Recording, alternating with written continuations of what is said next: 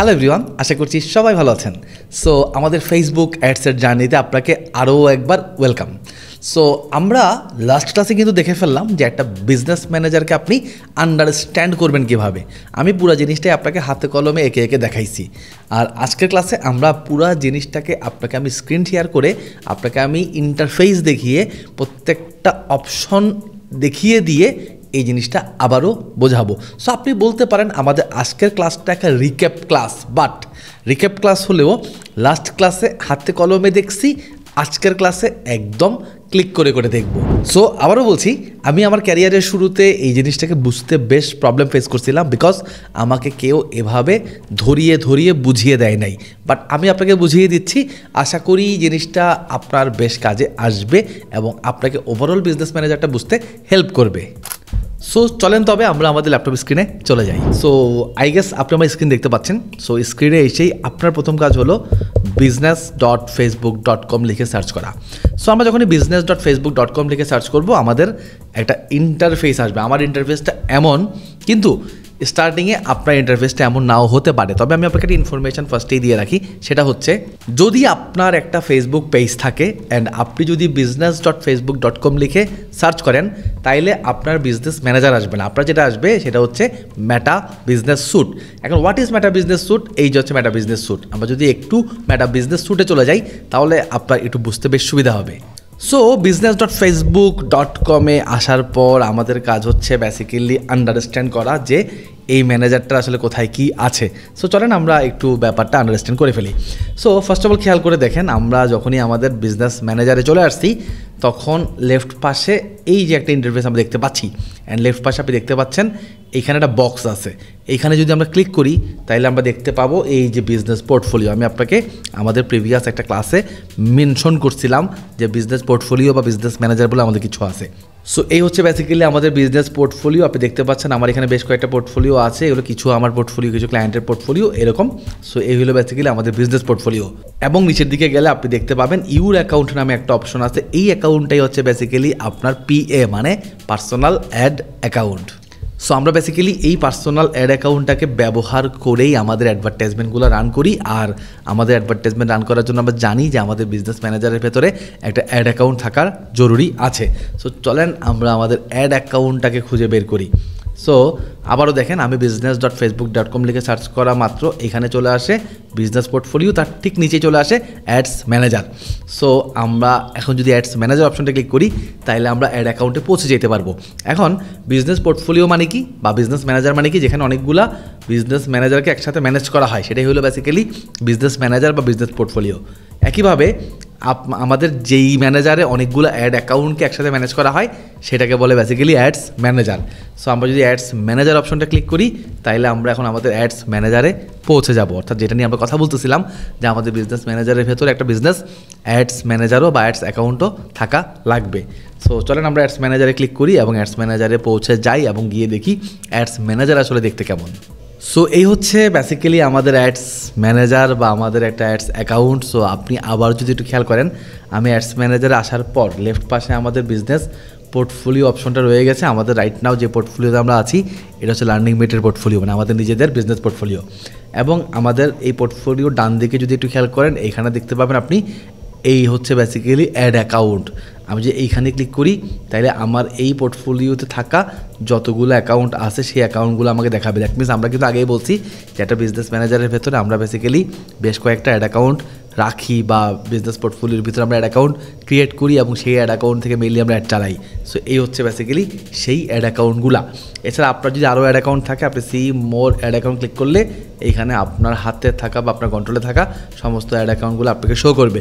So এখানে আমার নিজের অ্যাড অ্যাকাউন্ট আছে, আমাকে অ্যাড অ্যাকাউন্ট আছে, নানাভাবে মিলে জিলে ভাই ব্রাদার টাইপের অ্যাড অ্যাকাউন্ট আর কি।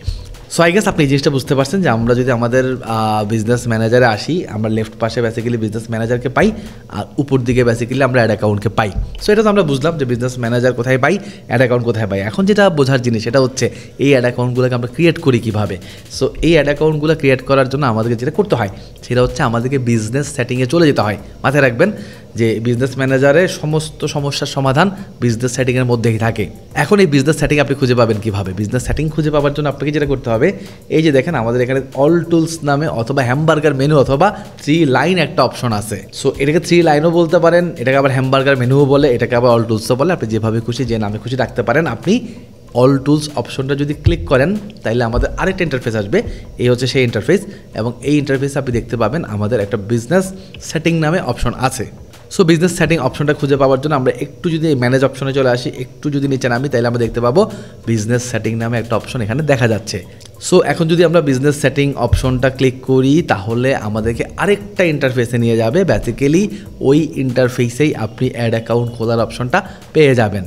সো আমরা চলে আসলাম বিজনেস সেটিংয়ের ভেতরে। বিজনেস সেটিংয়ে আসতেই আমরা প্রথমে এই আমি একটু এগুলোকে ক্লোজ করে দিই, তাহলে আপনি ওভারঅল জিনিসটা বুঝতে পারবেন টোটাল কী কী থাকে। দেখেন বিজনেস সেটিংয়ে আসার পর প্রথমে হচ্ছে বিজনেস পোর্টফোলিও ইনফো। সো আপনি যদি বিজনেস পোর্টফোলিও ইনফোতে চলে যান তাহলে এখানে বেসিক্যালি আপনার বিজনেসের নাম, বিজনেসের অ্যাড্রেস, বিজনেসের ফোন নাম্বার, আপনার বিজনেস ম্যানেজারটা যদি ভেরিফাইড হয় তাহলে সেই ভেরিফিকেশান সাইনটা থাকে, ভেরিফাইড হলে ভেরিফাইড লেখা থাকে, আর আনভেরিফাইড হলে আনভেরিফাইড মেনশন করা থাকে। তো খেয়াল করে দেখেন আমি এখানে বিজনেস ডিটেলে কিচ্ছু লিখি নাই, এটা চাইলে আপনি দিতে পারেন, নাও দিতে পারেন। আপনি এই এরিয়ার অপশন থেকে আপনার বিজনেসের নাম, অ্যাড্রেস এগুলো চাইলে দিয়ে দিতে পারেন, বাট আমি দেই নেই, আমার দরকার হয় না।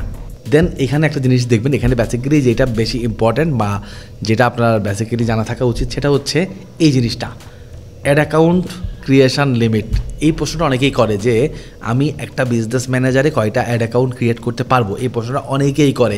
এখন ফ্যাক্ট হচ্ছে আপনি যখন একটা নতুন বিজনেস ম্যানেজার ক্রিয়েট করবেন আপনি অনলি একটা অ্যাড অ্যাকাউন্টই ক্রিয়েট করতে পারবেন। বাট যখন আপনার বিজনেস ম্যানেজারটা ডলার খরচ করা শুরু করবে, যেমন ধরেন আমি এই ভিডিওটা যখন বানাচ্ছি আমাদের এই অ্যাকাউন্ট অলমোস্ট $15,000 স্পেন্ড করছে, মানে এই অ্যাকাউন্ট থেকে আমরা অলমোস্ট $15,000 স্পেন্ড করছি। সো $15,000 স্পেন্ড করার ফলে যেটা হয়েছে, স্টার্টিংয়ে আমার বিজনেস ম্যানেজার থেকে আমিও একটাই অ্যাড অ্যাকাউন্ট ক্রিয়েট করতে পারতাম, বাট যখন আমি ডলার স্পেন্ড করা শুরু করছি ডলার স্পেন্ডিংয়ের সাথে সাথে আমার এই অ্যাড অ্যাকাউন্ট ক্রিয়েশনের লিমিট বাড়া শুরু করছে। তো জিনিসটা এমনই, আপনিও যখন আপনার বিজনেস ম্যানেজার থেকে ডলার খরচ করা শুরু করবেন ওই ডলার খরচের সাথে সাথে আপনারও এই অ্যাড অ্যাকাউন্ট ক্রিয়েশনের লিমিট বাড়তে থাকবে। সো আমি আবারও বলতেছি আমাদের এই অ্যাকাউন্ট থেকে অলমোস্ট $15,000 খরচ হয়েছে। সো $15,000 খরচ করার পর আমি 5টা অ্যাড অ্যাকাউন্ট ক্রিয়েট করার সুযোগ পাইছি। দ্যাট মিনস আপনাকেও বেশ আসলে ডলার স্পেন্ড করতে হবে, তারপরে আপনি আরও অ্যাড অ্যাকাউন্ট ক্রিয়েট করার স্কোপ পাবেন। ওকে, বিজনেস পোর্টফোলিও ইনফোটা আপনি একটু দেখে নেবেন, এখানে বেশ কিছু ইনফরমেশান আছে, নিচে আমার ইমেল আইডি আছে, আমি শো করতেছি না, আপনি একটু দেখে নেবেন। আর একটু নিচে নামলে আরও আপনার নাম ঠিকানা লেখার অপশন আছে। সো এই জিনিসগুলো দেখে নেবেন, ভেরি বেসিক জিনিস। দেন চলে আসতেছি আমরা ইউজারে। মেইনলি এই পয়েন্টটাই আমরা মেনশন করতেছিলাম একটু আগে, যে একটা পিপল অপশন থাকে যেখান থেকে আপনি চাইলে আপনার একজন টিমমেটকে বা একজন মিডিয়া বায়ারকে বা একজন ডিজিটাল মার্কেটারকে বা ফেসবুক অ্যাডস এক্সপার্টকে আপনার এই বিজনেস ম্যানেজারের বা বিজনেস পোর্টফোলিওর অ্যাক্সেস দিতে পারেন, এবং উনি এই পিপল অপশনের মাধ্যমে বেসিক্যালি আপনার বিজনেস ম্যানেজারে আসতে পারে এবং হচ্ছে আপনার এই ম্যানেজারের অ্যাক্সেস নিতে পারে। সো দেন অ্যাকাউন্ট অপশনে যদি আমরা চলে আসি তাহলে আমরা দেখবো এখানে পেজেস একটা অপশন আছে। এই অপশনটার মাধ্যমে আপনি আপনার এই বিজনেস ম্যানেজারে আপনার নিজের পেজগুলোকে চাইলে কী করতে পারেন, কানেক্ট করতে পারেন। এরপর যে আমরা অ্যাড অ্যাকাউন্ট অপশন দেখি, এই অ্যাড অ্যাকাউন্ট আমি একটু পরে যেগুলো আপনাকে হাতে কলমে দেখাবো জাস্ট আমি পরিচয় করে দিচ্ছি। এই অ্যাড অ্যাকাউন্ট অপশনটা থেকে বেসিক্যালি আমরা নতুন অ্যাড অ্যাকাউন্ট ক্রিয়েট করতে পারি বা পুরনো অ্যাড অ্যাকাউন্টের অ্যাক্সেস দিতে পারি, অথবা এই অ্যাড অ্যাকাউন্টের ভেতর থেকে আমি চাইলে কোনো মিডিয়া বায়ারকে এই অ্যাড অ্যাকাউন্টের অ্যাক্সেস দিতে পারি এবং সে আমার এই অ্যাড অ্যাকাউন্ট ব্যবহার করে আমার জন্য অ্যাড রান করতে পারে। এরপর এখানে আমাদের আরেকটা জিনিস দেখা দরকার, সেটা হচ্ছে বিলিং অ্যান্ড পেমেন্ট। এই বিলিং অ্যান্ড পেমেন্ট মেথড থেকেই বেসিক্যালি আমরা যেটা করি সেটা হচ্ছে আমরা একটা ব্যাংকের কার্ডকে অ্যাড করি। সো আমরা জানি বেসিক্যালি ফেসবুকে অ্যাড রান করার জন্য আমাদের একটা ডুয়েল কারেন্সি কার্ডের দরকার হয়। আমি ডুয়েল কারেন্সি কার্ড নিয়েও একটু পরে কথাবার্তা বলবো। সো এই যে একটা ডুয়েল কারেন্সি কার্ডের দরকার হয়, এই ডুয়েল কারেন্সি কার্ডটা কিন্তু আমরা এই বিলিং অ্যান্ড পেমেন্ট মেথড থেকে অ্যাড করি। সো আমি একটু পরে জিনিসগুলো একদম হাতে কলমে আপনাকে দেখিয়ে দিব। সো এখানে অনেক বেশি কিছু আপনার বোঝার নাই অ্যাজ এ বিগিনার হিসেবে। আর একটা জিনিস আপনি জেনে নিতে পারেন, ডাটা সোর্সেস। সো আপনি ফেসবুকে অ্যাড রান করেন আর না করেন, অ্যাটলিস্ট আপনার এতটুকু নলেজ আছে যে ফেসবুকে পিক্সেল নামে একটা জিনিস আছে। সো বেসিক্যালি এই ডাটা সোর্সেসের ভেতরে আমরা ওই পিক্সেলটাকে খুঁজে পাই। সো অ্যাজ এ বিগিনার আপনার আসলে এর থেকে বেশি কিছু জানার দরকার নাই আমি মনে করি আর কি। সো একদম বেসিক স্টেজে আপনার নতুন নতুন যে জিনিসগুলো জানার দরকার এগুলো আমি আপনাকে এখানে দেখাই দিলাম। সো এই জিনিসগুলো কোথায় কোথায় পাওয়া যায় এটাই আমরা আমাদের আজকের এই ক্লাসে দেখলাম, এবং নেক্সট ক্লাসে আমরা হয়তো জিনিসগুলো একদম ক্লিক করে করে দেখব যে পিপল কীভাবে আমরা অ্যাড করব, অ্যাড ম্যানেজার আমরা কীভাবে ক্রিয়েট করব, একটা পেজকে আমরা চাইলে কীভাবে কানেক্ট করতে পারি, একটা ব্যাঙ্ক অ্যাকাউন্টকে কীভাবে আমরা অ্যাড করতে পারি, এই জিনিসগুলো আমরা আমাদের নেক্সট ক্লাসে ক্লিক করে করে দেখব। সো আজকের ক্লাস এখানে শেষ দিচ্ছি। ভালো থাকবেন, সুস্থ থাকবেন, আসসালামু আলাইকুম।